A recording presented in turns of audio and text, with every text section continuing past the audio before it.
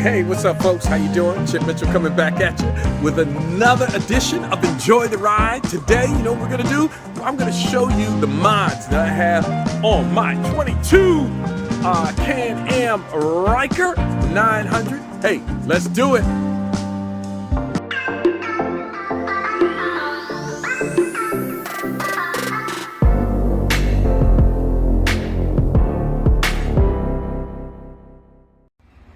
Hey guys, how are you? Chip Mitchell back at you with another edition of Enjoy the Ride. Hey, I thought I'd talk about the mods that I have on my 22 Can-Am Ryker. See, the recycling bin is filled. Yeah, we're taking care of the planet. So I've got just a few mods on my bike that I thought that I would show you what I have. I have talked about a couple of these. But I'm going to show you all the ones that I have. The first up, I'll talk about the mirrors. These mirrors right here, I got these off of Sling Mods. These just give you a much broader view in the back. They're those convex mirrors, so you see everything. There are no blind spots. Honestly, I think this was one of the best upgrades that you can put on the bike. The other mirrors, they worked, but they don't show you the blind spots, and these just do a tremendous job. They do so well that, one, you see all the blind spots, but in addition to that, it's almost as if you have a rear view mirror. You know, in the car, you got the rear view mirror, so you can see things behind you, but these, they're so good that literally you can see right behind you and all the blind spots. I think these are really worth the upgrade. It's totally worth it. To install it, they just have a little adhesive on the back, and you literally just bloop, plop it on. Check out one of my other videos, the one that I think that says this may just save your life, and I'll show you actually installing that. But that one was totally worth it. I think it's also phenomenal. This one is my light, which I've talked about in the past. You know, this little light here is really worth it. It's for the daytime. When my daytime driving, it's just a little flasher. And you'll get to see, you know, when you're driving around during the day, it just really makes you visible to folks in the daytime. I don't use it at night, but during the daytime, that's just a little additional thing that I added to my bike just for visibility's sake when I'm out riding. What do I do for my phone mount? You know, I had the RAM phone mount, and, you know, hey, don't get me wrong, RAM is great. But one of the challenges, I have a Samsung Galaxy Note something, I don't know what number it is, 10, 20, 30, A, B, C, D, E, F, G. But where the RAMs, those two prongs on the side, where they attached on my phone, because there's so much vibration, eventually those two attachments would hit my power button, and my, every time, my daggone phone would cut on and cut off. So I went with this one. This is the Lamicol, I don't know how they pronounce it, but boy, this is great. It just goes in there. It has a quick latch on the back. You slide that latch, it locks it in, does not move at all. This device really right here gets connected to your handlebar, and it doesn't move, doesn't budge. I've never had to adjust it. And the months that I've had it, I've almost had my bike 6 months. I think next month it'll be 6 months. I'll give you a 6-month review then. But man, this was a really, really good upgrade, modification. It works great. I throw my phone in there. Obviously, I've got the big phone, the Samsung Note something, whatever. And with the case, it fits in there easily. Not even an issue. Another handlebar mount is, this is for my camera mount. I want to show you something. This mount here, you have a screw here and a screw here, and it goes all the way around this. That is what you want. I had one like this, and for a camera, if your camera is just here, you know, and you don't have it on a pole, I have an extension for mine. If you're using this kind of mount and you have a pole for your camera, I'm telling you, it's going to move. It's going to slide forward, it's going to slide backwards, you name it.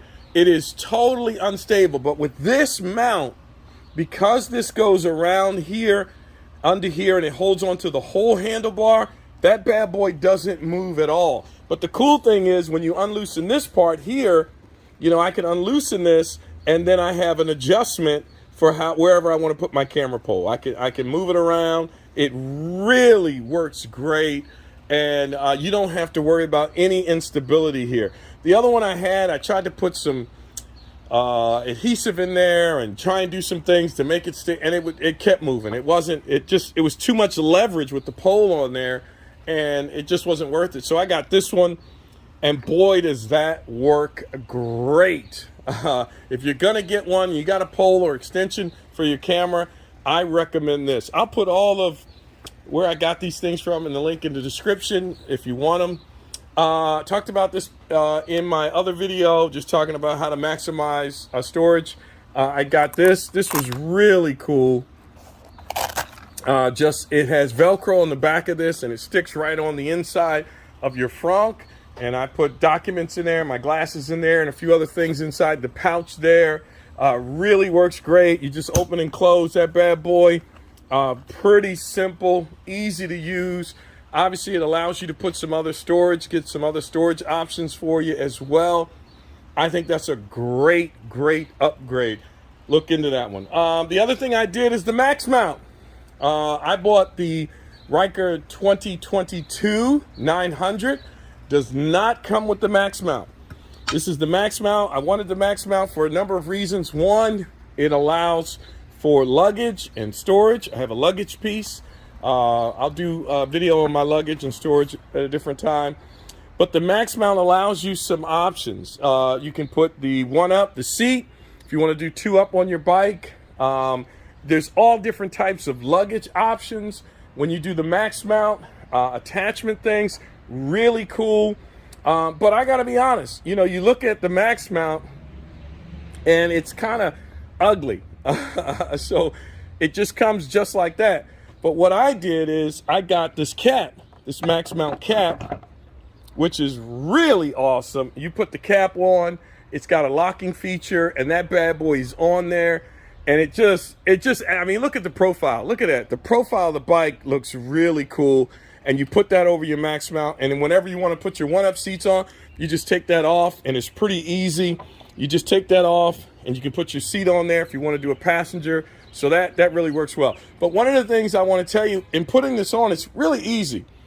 But there are three plastic pieces that are here. One here, and one here. You have to remove those plastic pieces, and the screw to do it is kind of, you got to make a left-hand turn. You got to make a 90-degree turn and try and get to it, which makes it hard. So what I do, I'm a hobbyist. As you can see, I fly RC planes, and I have this tool that I use in my RC planes, and this right here is flexible. And what this allows you to do is make a 90-degree turn and use a screwdriver, which is really cool. So you can make a 90-degree turn, and it allowed me to get in there, so I could go in, and 90 and just turn it like this and loosen those screws just enough to slide the plastic out. You just loosen it and you slide the plastic out, and it's easy to do.